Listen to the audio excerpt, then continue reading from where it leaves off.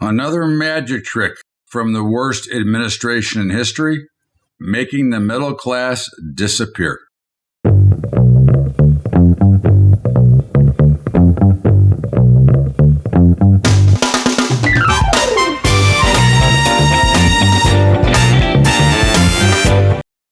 What's up, everybody? Welcome aboard to Bubba's Bottom Line for Sunday, April the 3rd, a week away from the Masters, a week away from my birthday. The championship game is tomorrow night. What could be better? And of course, we'll have our pick for that tomorrow. But in the meantime, we've got a president who is making the middle class disappear and doing everything that he in his power and the power around him to torture middle class America. But of course, we know that he continues to blame Putin for the hike at the pump. Now, gas and oil were much higher long before the Russia-Ukrainian conflict or war, or whatever it is, the senseless killing of innocent people war. But these prices were higher long before this was even thought of. Okay, so how does the president of the United States blame Russia and Putin for high gas prices? Okay, I mean, you want to blame somebody, Mr. President? Look in the mirror. Okay, because what you are doing is virtually criminal in destroying an entire class of people financially. But keep up the good fight. Okay, because sanctions. We'll talk about those in our commentary. But for the 9th month in 10, personal income has declined. So what does that tell you about what is going on here? Okay, we have rising prices, declining wages. Not a very good mix if you're looking to be successful. Okay, how long do you think we can go with rising prices and declining wages? Okay, which of course. That'll be if we can get food, if we can get energy, okay? Because if this administration has their way, you'll be able to get nothing, okay? Of course, I think they want to live in the metaverse instead of in reality. But think about it. Now, I don't do a lot of grocery shopping, but when I'm in Vegas and my wife isn't here, I have to go shopping to eat. And of course, the shelves are getting emptier from last time I was here. Okay. And when I talk to the managers, they tell me that they can't get supplies. Okay. There's a lot of things that are going to be gone. Okay. But yet we continue to ignore them. It's a great deal when you know that a third of the world's wheat supply is in jeopardy. Okay. You know that there's a problem when we haven't even discussed the weather, because Mother Nature plays a huge part in feeding everybody in the world. But of course, in our case, I'm concerned about Americans and about us being fed and having enough food to supply everybody, because, we've already got some shortages that are going to be there automatically, and weather is dry. A couple of the other countries that are suppliers in the opposite cycle had a bad year for production. So what does that tell you? What, are we going to take a magic pill from the metaverse? But look, I think if you look at the UK, which is already in crisis almost everywhere, from energy to food, okay. But again, this is what their Federal Reserve or central banking system did to them 500 years ago, or 600 years, whatever, 400 years ago. Okay, they have stripped them of any real power and have no money. Okay, so how are you going to produce? How are you going to get production? When you destroy the idea and the thought of capitalism, who's going to be in charge of production? Okay, this is something that I think is really the bigger crux, the bigger part of this is when you take away people's desire to want to design the next Apple computer, the next Amazon, the next Tesla, you name it, the next Square, PayPal, any of them. What do you get? What are you going to create? Nothing. Okay. Are we going to live on love? Are we going back to the 60s so we can be hippies and beatniks and just live on love and peace out at the park? Okay. But the UK has got some very serious problems. And of course, you now have a shortage of oil, a shortage of natural gas, and a shortage of food. Okay. The only good news for them at the moment is at least we're going into the summertime area where hopefully they won't need a hell of a lot more heat right now. Because if it gets cold, and I mean, you're still in that danger zone. I mean, hell, you could still get snow in April. So, but this is really scary what you're watching. Okay. And of course, now we have the yield curve, which is in now full inversion as the 2-year notes are more expensive than the 10. So interest rates in the short term are rising, which is never a good sign. It's sure to tell you that we are in a recession, which I believe we are anyways. Again, the idiot economists that will report will not tell us that we're in a recession until 10 years after it's over. Of course, this could have all been avoided, okay, with proper management by, of course, the disappearing Federal Reserve, okay? The damage that the Federal Reserve has done to this country is unforgivable and unmistakable, okay? They should have never stopped raising rates. You see, the problem in this country is that we don't let the free markets decide what they're going to do. We try to regulate the free market system because, as you know, okay, more people pay higher interest rates than that advertised low rate that you see. Okay, a bigger majority pay more, and the system could handle higher interest rates if you would let the system work. So the damage that the Fed has done, because now they're in that trick box of if rates go too high, then it costs the U.S. government because they've got to pay all the interest on those bonds that they put out there. Okay. And of course, the debt service becomes ridiculous. And this all ties together to an ignorant organization and an ignorant administration in full. That part is not this administration's problem alone. Okay. We can all look at the number of 30 trillion and say, oh my God, it's 30 trillion. Look, numbers as they get bigger, we know that the president doesn't understand this, but as they get bigger, they multiply faster.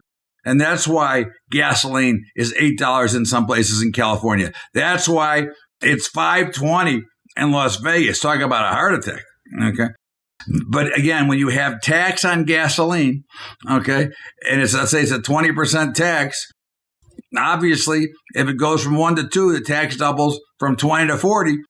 It's a big percentage, right? So again, I can't blame this administration on the $30 trillion worth of debt. This has been created by every president going back that continues to try to kick the can down the road and try to make it go away. Okay. Now, I don't know about you, but I'm not concerned for me, but I am concerned for my future family's generations. I am concerned for my children and their children, because this has got to be at some point, there's going to be a price to pay for what we have been doing for basically my entire lifetime. And it's only gotten worse when the Fed became more accommodating with money. I mean, what business was it of the Federal Reserve to bail out the banks in 2008? Okay, I mean, what do you get bailed out if your business goes bad? Is there somebody waiting to hand you a package full of cash? I don't think so. Okay, and this is the fundamental problem I have with the way the Federal Reserve operates. I believe that if your business is weak and you can't support it, you should go out of business. If the Fed should have done one thing only, and that is guarantee all of the depositors of even a financial institution that went out of business, but not the banks themselves to allow them to get richer. I mean, remember, we've talked about this before, but the banks actually, in effect, print money as well, because when they lend out at a 10-to-1 ratio, okay, they're actually creating $9 new for every dollar that they hold. So you're flooding the system with money that is really non-existent. And this is the big debate going on with the markets. Are the markets higher, okay, because they're strong? Or are the markets higher because of the overwhelming money supply? And I think the easiest way to look at this is to say, well, is my dollar, my stock market earnings dollars, are they buying more foods and goods? And the answer is no, they're not. Nothing is keeping up with the pace of this ridiculous inflation. And the sad part of it is they don't even admit to what the real inflation number is, okay? Because they don't count full food and energy, which for most people is your biggest cost, going back. Obviously, if you have a major appliance breakdown, but for the most part, food and energy are your biggest expenses that you budget for on a regular basis, okay? So we continue to ignore that. In the meantime, suddenly it costs a hell of a lot more to feed your family, and suddenly it costs a hell of a lot more to drive your car. Now, if you have the option not to have to drive to work or not to be out in sales and driving around, hey, good for you. I mean, personally, I only fill up about every 3 or 4 weeks. So, but even if I had to fill up every day, I wouldn't care. But I don't like getting ripped off. And I think this is where I believe our president's action border on criminal, okay? Because we have the natural resource here, because there's nothing you can do to eliminate any more pollution unless you put a dome over the United States of America. I don't believe in climate change. I believe that this is in a natural evolution. And if you go back, 80,000 year blocks, you will see that we go back and forth through these things, but whatever. If you believe in it, that's fine too. But either side of this argument, nobody can argue with the very simple fact. The very simple fact is we have the resources, and until China and India stop burning coal, okay, we are not going to get a green environment. We are not going to, if there's truly is climate change, with China and India continuing to grow and already representing 36% of the world, you are not going to eliminate climate change, okay? It is that simple. If it really exists, you're not going to eliminate it until China and India participate. So in the meantime, we talk about the Green New Deal, which could not be in full effect for 30 to 40 years anyways. Okay, think about that. 30 to 40 years anyways. And if you could do it today, you couldn't get it done, and you don't have the power grid. So now you've got a president who has the resources. We have the shale producers. We have the frackers. We could be right back in business, which would, it would employ people too. Wouldn't that be something nice to have everybody in full employment and working and for a real wage? Because what do we know for sure? We know for sure that the normal companies, the McDonald's of the world and the Best Buys of the world, they're all dying for help. Kohl's of the world. Everywhere you go, what do you see? You see a help wanted sign. You see bonuses offered. You're seeing wages at double what minimum wage is. So as I have said many times before, okay, if they will let the free markets decide, then there is no need for a minimum wage. Just like there's no need for unions. Okay, there's a big problem that was solved, I don't know, how long is it now? 90 years ago? 80 years ago? Which was slave labor, child labor laws, and women. Okay, and that's where the unions and the minimum wage came from. But now that that's been solved, the minimum wage is moot, because that will be determined by the free markets. And right now you can get double or more on minimum wage. So you can talk about the bullshit all you want. You can defend this stupid ass policy all you want. Okay? You can hate President Trump all you want, but at the end of the day, when President Trump was in office, we had a law and order. China, Russia, Saudi Arabia, and Kim Jong-un were all in line. Okay, we weren't having the problems we're having today. We were paying at least half the amount for a gallon of gas. The country was running, and we were bringing things back to the United States instead of shipping everything out. Okay, now if you're happy with shipping everything out, then good for you. Okay, but I got news for you.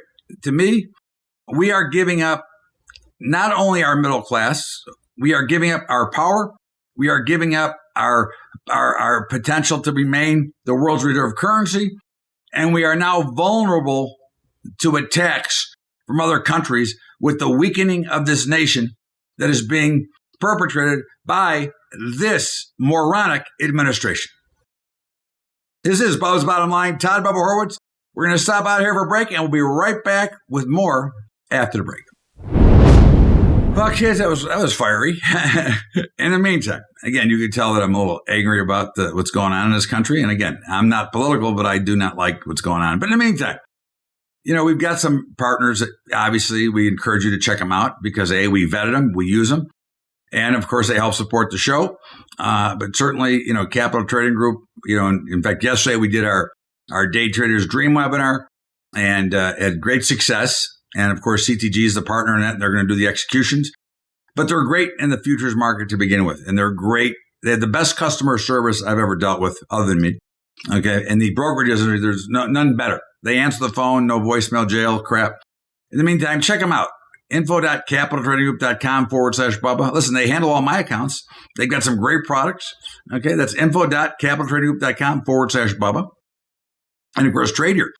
Exciting news. Tradier's coming out with cryptocurrencies very soon. You'll be able to open an account for cryptos with Tradier and use it as your regular trading as well as your crypto. So that's pretty cool. And listen, they're already $10 a month. How can you beat that? Okay. And they have great service as well. They are the equities and options broker of CTG. And I think very highly of them. They do a wonderful job at $10 a month. Check them out. Try.trader.com/Bubba. That's try.trader.com/Bubba. And of course, our metals partner, Strategic Wealth Preservation, either for delivery or storage. Look, I do all my buying shopping there, and I'm buying more. I'm buying some platinum because they're killing it. But that's swpcayman.com/Bubba-trading. And of course, our high school program at Patreon, patreon.com/Bubba Trading. That's patreon.com/Bubba Trading. In the meantime, let's get back to Bubba's Bottom Line, and of course, my weekly commentary. Actually, the market report. I'm a little bit ahead of myself. Excuse me while I choke. Anyways, let's get back to Bubba's Bottom Line. Welcome back to Bubba's Bottom Line for Sunday, April the 3rd. And of course, allergies are killing me, so excuse the gagging in the middle. But in the meantime, okay, and of course, markets continue to be painfully slow. Okay. Again, this is a problem. If you ask me now, remember, we're long. Okay. I'm long and I'm always long, net through my retirement account, but and our trading accounts were long as well. And I think, again, when I look at the fourth quarter, first quarter, which are normally very busy quarters in the trading world, they were very bad. They were very quiet. And volumes continued to disappear. The markets continue to hold on or somewhere in mid-range, between the recent low and the recent high. But I think there's some real issues here and some real problems. Okay.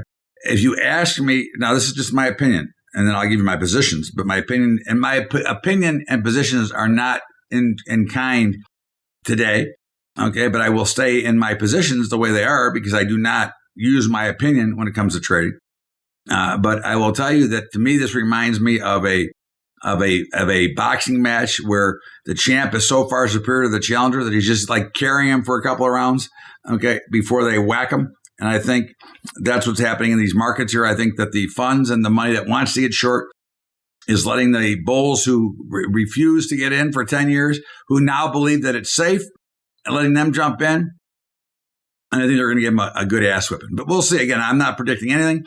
As you know, we are long the Dow, we're long the S&P, long the NASDAQ, and long the Russell. Now, all four were pretty close to the unchanged line last week.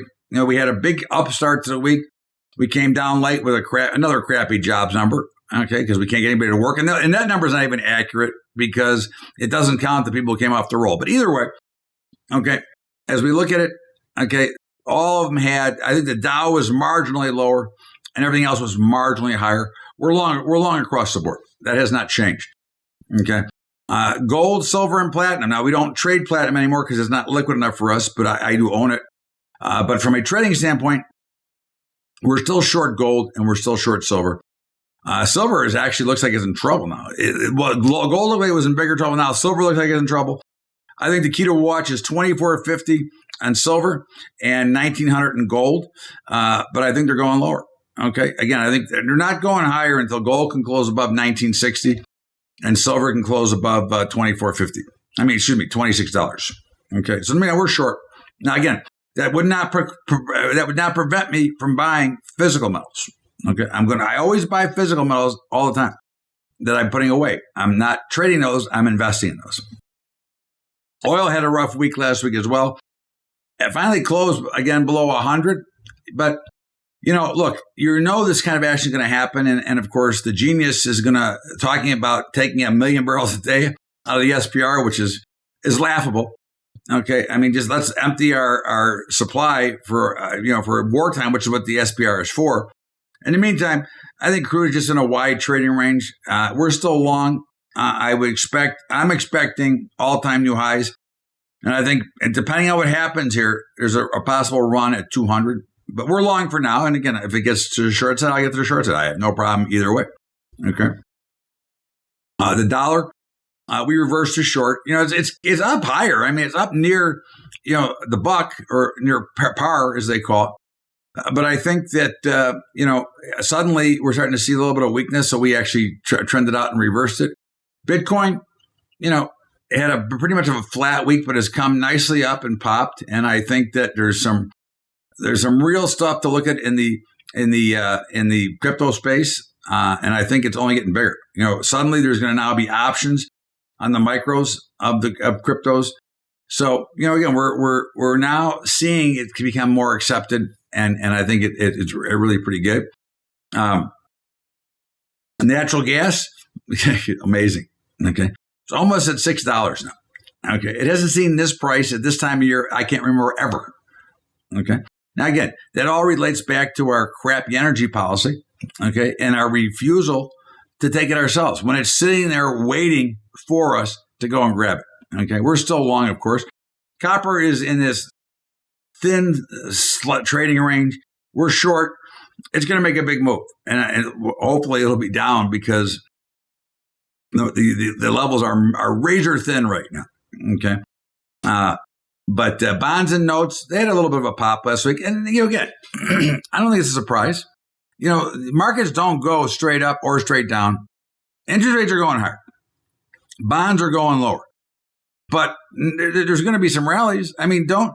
Don't think that there's never going to be a rally, just like in the market. We're going higher right now. So right now, sell-offs are probably meant to be bought, even though I think that, they're going to get clobbered eventually. But right now, look, until proven wrong, okay, when the market gets too parabolic, too far away from the mean, expect some mean reversion, okay? But as we look, across the board, the grain markets, got a little bit softer last week. We were short wheat coming in, and that got clobbered. We're still long corn. We will be shorting soybeans, depending on when you do. We'll be doing it tomorrow with Capital Trading Group, but you may be doing it tonight if you do it on your own. Again, I'm not telling you to rush into it. I'm actually a fan. I'm kind of disappointed, but I understand how the trend works. Okay, so we'll be, coming in tomorrow, we'll be long corn, and by the early morning, we'll be short soybeans and short wheat. And the meats, they're all up there pretty high. Okay. Now, I think cattle is at really high levels. Feeder cattle's up around 175. It's not record levels, but, you have to look at what you're paying. And of course, you're going to have to pay for a steak. And I think that becomes a potential bigger problem. So again, look, I'm not telling you to sell them. Okay. I just think that we've got some issues in hogs, and we're long them all. And hogs are, like $1.15 or something like that. Again, these are very high prices, and I think they're going higher. And there's some problem with chickens, which is going to make poultry go higher, which is going to make, that's feed. That's a whole bunch of stuff. So not a lot of good things to report from a consumer side. They're going higher in price. Okay. And if you look at the softs, cotton continues to go higher. We're long. Coffee's kind of flatlined. It's been having wild ranges, but we're still short. Sugar was slightly lower last week. We're still long. Cocoa was lower last week. We're short. And OJ exploded higher again, and we're long. And again, I think when you look at it, okay, understand that the crops and the soft commodities, they take input costs to put them, those inputs are going up, which means those commodities got to go up. Okay, that's the bottom line. That's how it works. In the meantime, this is Bubba's Bottom Line. It is Sunday, April the 3rd. We're going to stop out here for a break, and we'll be back with my commentary right after the break. Bubba's Bottom Line. Well, kids, look, we've got some partners. Check them out. Scrolling on the bottom, Capital Trading Group, Trade Your Brokerage, which can have cryptocurrency soon, and Strategic Wealth Preservation, including our high school program. Check them out. Again, they're on the bottom, scrolling, or on the side. Look, at the end of the day, help support our sponsors. Check them out. I vetted them all. I use everything I recommend here. I use myself. Okay. So check them out. And let's get back to Bubba's Bottom Line and, of course, my commentary. Welcome back. It is Bubba's Bottom Line. It is Sunday, April the 3rd. And my. Sanctions. And what do the sanctions actually do? Well, let's recap the sanctions. Okay. Let's recap the imbecilic moves, okay, of our administration, okay? Because what did Russia do in turn now? Okay, they told other countries who want to buy their goods, if you want to buy, you pay in rubles only, okay? No more dollars, no more Chinese dollars, no more yuan. You want to buy Russian oil, you want to buy Russian wheat, you pay in rubles, okay? Which obviously had a very positive effect on their currency last week. But you see, when you make sanctions against a country whose key resources are exploding in price higher, and you don't flood the market, which you have every opportunity to do so, this is the key. Okay, we could put them out of business and make the sanctions count. But President Biden doesn't want to do that. Okay, he wants to continue to destroy the middle class to get to this great reset and screw the middle class versus flooding the market with oil, supplying the UK, Germany with natural gas, the United States, and instead of bringing oil and gasoline at the pump back down to $2 a gallon, he wants to see it go to $8 a gallon because he doesn't give a shit. That's the problem that we're watching right before your very eyes. A president that doesn't care about the middle class, he can talk sanctions all he wants as he begs Maduro for oil or the mullahs in Iran for oil. Okay, please, let's not put ourselves in a ridiculous fashion, show our ignorance when the simple solution is produce so much oil that the price drops back to $35 a barrel and we get a benefit and it stops our inflation and it does then punish Russia. Pretty simple, but God forbid one of these geniuses in Washington, D.C. would think of that. This has been Bubba's Bottom Line. And of course, tomorrow night's the championship game. We'll give you our pick tomorrow on Bubba's Bottom Line. But as always, I thank you for being a part of the show. And I thank you for being here. And have a great rest of your day. And of course, Masters Week is coming. So that's going to be very exciting. We'll see you all here tomorrow for Bubba's Bottom Line. For Bubba's Daily Update. And of course, next Sunday for Bubba's Bottom Line. Have a great weekend, everybody. We'll see you later.